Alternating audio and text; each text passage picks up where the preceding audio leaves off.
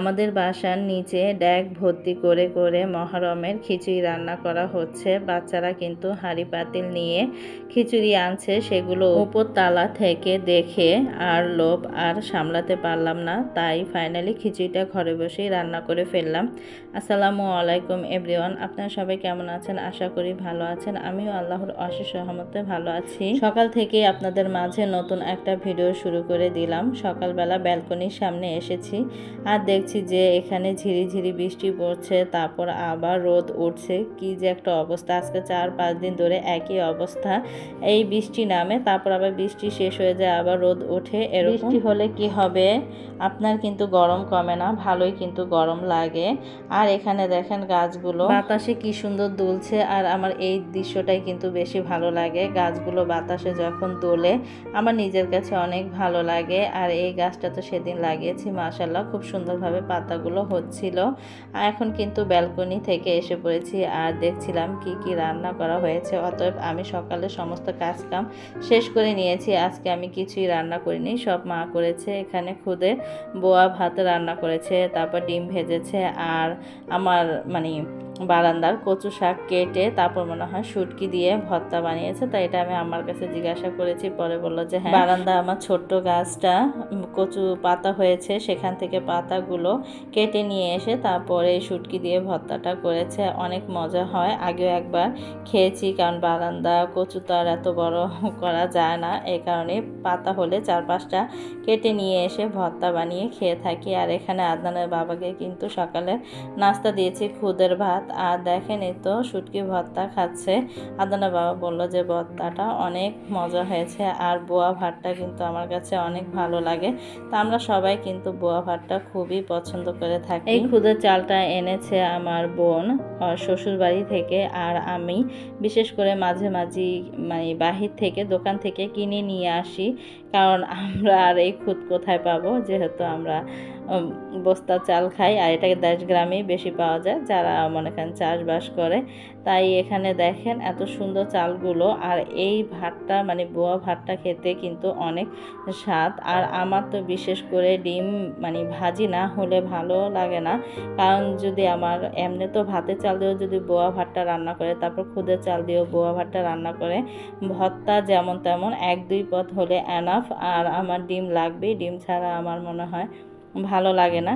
তাই সব সময় আমি যখনই ভাতে চাল দিয়ে বোয়া রান্না করি না কেন, তারপর খুদ দিয়ে রান্না করি না কেন, আমার কিন্তু ডিমটা লাগে। আমি ডিম সব সময় খেয়ে থাকি, আমার কাছে খুবই ভালো লাগে।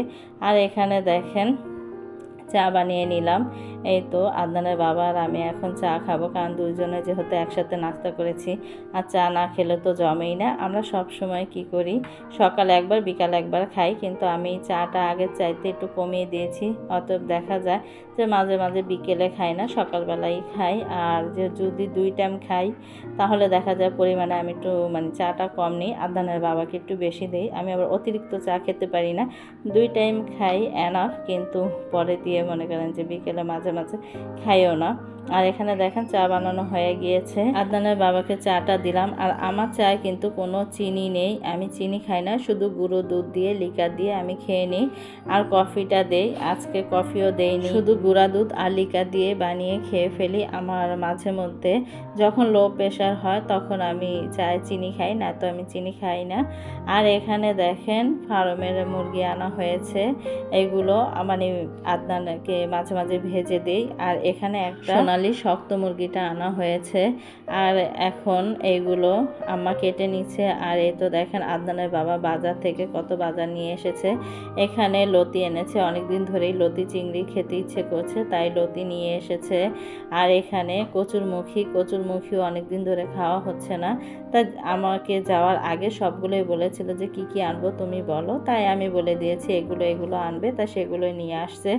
আর এখানে দেখেন কচুরমুখী দিয়ে ইলিশ মাছ বা চিংড়ি মাছ আমার কাছে ভীষণ ভালো লাগে রান্না করলে। আর এখানে এনেছে মিষ্টি কুমড়া আর সাথে এনেছে কাঁচকলা। মিষ্টি কুমড়া দেখে মানে পাগল হয়ে যাচ্ছি, কারণ মিষ্টি কুমড়া যেতে এনেছে খিচুড়ি তো খাবই, আর আমার মিষ্টি কুমড়া দিয়ে খিচুড়ি রান্না করতে ভীষণ ভালো লাগে। আর এই জায়গায় দেখেন কাঁচকলা নিয়ে এসেছে, কারণ ইলিশ মাছ যেহেতু আছে কাঁচকলা দিয়ে ইলিশ মাছ রান্না করা হবে। তারপরে এই যে পটল, মানে আমার কাছে এগুলো ভীষণ ভালো লাগে, কাঁচকলা, লতি, তারপর কচুরমুখী। আমার কাছে মনে হয় যে ইলিশ মাছ দিয়ে পারফেক্ট একটা খাবার, আর লতি দিয়ে চিংড়িটা খুবই ভালো লাগে। এই তো খিচুড়ি রান্না করার জন্য এসে পড়লাম, এখানে মশলাটা কষিয়ে নিয়েছি। আর দেখেন আমার আম্মা কি করে, যখনই কাঁচামরিচ পেকে যায় তখন চুলার সামনে দেয়, চুলার সামনে দিয়ে মনে করেন যে শুকিয়ে নেয়। আর এখানে দেখেন অল্প কিছু মাংস ছিল, সেটাই নামিয়ে ফেলেছি, কারণ আগে থেকে কোনো প্রোগ্রাম ছিল না যে খিচুড়ি রান্না করে আজকে খাবো, কারণ আজকে সকালে বট রান্না করা হয়েছে।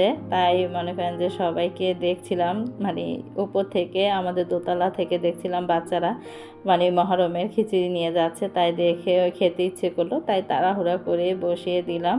আর এখানে অল্প মাংস ছিল, তা সেটাই নিয়েছি, বড় পোটলা আর নামাইনি, কারণ গলতে সময় লাগবে। তা ছোটটা যেহেতু আছে তা সেখানেই নিয়েছি, এখানে এক পার মতো মাংস আছে, তা সেটা দিয়ে আজকে রান্না করছি। আর সাথে দিচ্ছি মিষ্টি কুমড়া, পেঁপে, আলু, তাই এগুলো দিয়ে দিচ্ছি। এগুলো দিয়ে আজকে রান্না করব সবজি খিচুড়ি। আর এই খিচুড়িটা খেতে কিন্তু আলহামদুলিল্লাহ অনেক মজা হয়েছিল, আর খেতে অনেক ভালো লেগেছে। আর যে কোনো জিনিসই আপনি একটা জিনিস দেখবেন, শখ করে একটা জিনিস আপনি খেতে ইচ্ছে করলো, সেই জিনিসটা আপনি রান্না করলেন, সেটা কিন্তু অটোমেটিক এমনিতেই অনেক ভালো লাগে। তাই মনে করেন আমার এই খিচুড়িটা কিন্তু অনেক মজা হয়েছে। আর এখন আমি সবগুলোই কিন্তু সুন্দর করে রান্না করে নিয়েছিলাম। অতএব আমি আগে এই তরকারিটা কষিয়ে নেব মাংসর সাথে, যত কষাবো, যখন হালকা হালকা একটু গলে গলে যাবে মানে তরকারিটা, তখনই আমি চালটাও কষিয়ে নেব।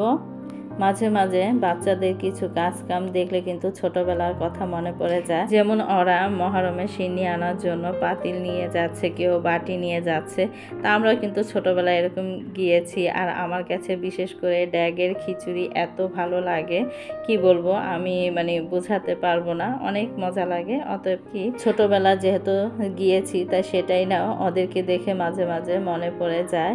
আর কিছু সিনগুলো এরকমভাবে করে ছোটবেলার সব কিছুই মনে হয় অটোমেটিক মনে পড়ে যায়। আর মনে করেন মনে হয় ছোটবেলায় ফিরে যাই, বড় হয়ে। তো এখন আমরা যেরকম ছোটবেলায় মানে নিঃস্বাধীনভাবে যেভাবে আমরা মাঠে খেলেছি করেছি, ওইগুলো কিন্তু এখনকার যুগে বাচ্চারা পারে না, কারণ তেমন মাঠ নেই, সব জায়গায় মানে বাড়ি আর বাড়ি, এরকম একটা অবস্থা।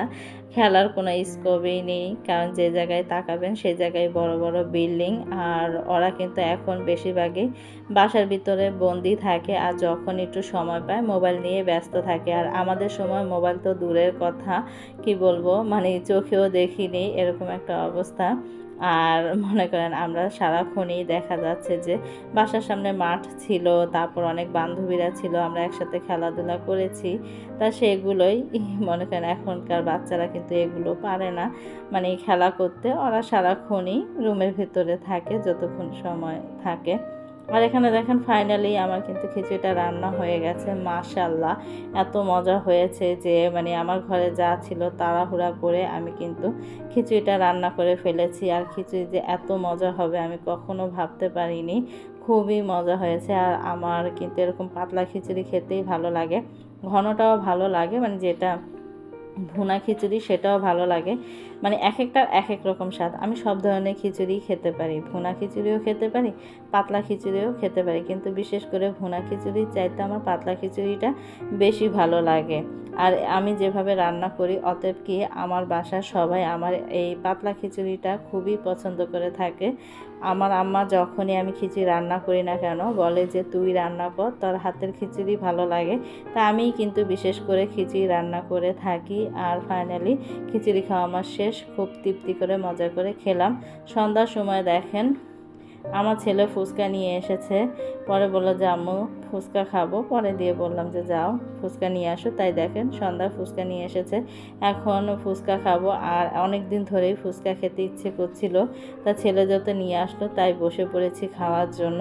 আর আমাদের এখানের মানে একটা লোক ফুচকা বানায় এত মজা, আর আমার কাছে বড় ফুচকা চাইতে ছোট ফুচকাটা কিন্তু অনেক মজা লাগে। আমি প্রতিনিয়তই বড় ফুচকা খুবই কম খাই, বাহিরে গেলে আমি ছোট ফুচকাটা খাই, কারণ আমাদের বাসার সামনে যত বসে এই লোকের ফুচকা এত মজা। আমার ছেলে মনে হয় প্রায় 1 ঘন্টা দাঁড়িয়ে থেকে, তার দোকান আছে, সে দোকান থেকে দাঁড়িয়ে থেকে তারপর নিয়ে আসছে। তা আমি তো টেনশনে, এত দেরি হলো কেন? আমার ছেলে বলল যে আম্মু অনেক ভিড়, তা ও ভিড়কে মনে করেন যে অপেক্ষা করে তারপর নিয়ে আসছে। এখন খাচ্ছিলাম, তা এত মজার ফুচকা কি বলবো। আমি তো আর একা খেলে হবে না, ছেলেকেও দিয়েছিলাম, এই তো এখন ছেলেকে দিব। ভিডিওটা আর বড় করবো না, সবাই ভালো থাকবেন, সুস্থ থাকবেন, আমাদের জন্য দোয়া করবেন, আমরাও আপনাদের জন্য দোয়া করি। আল্লাহ হাফেজ।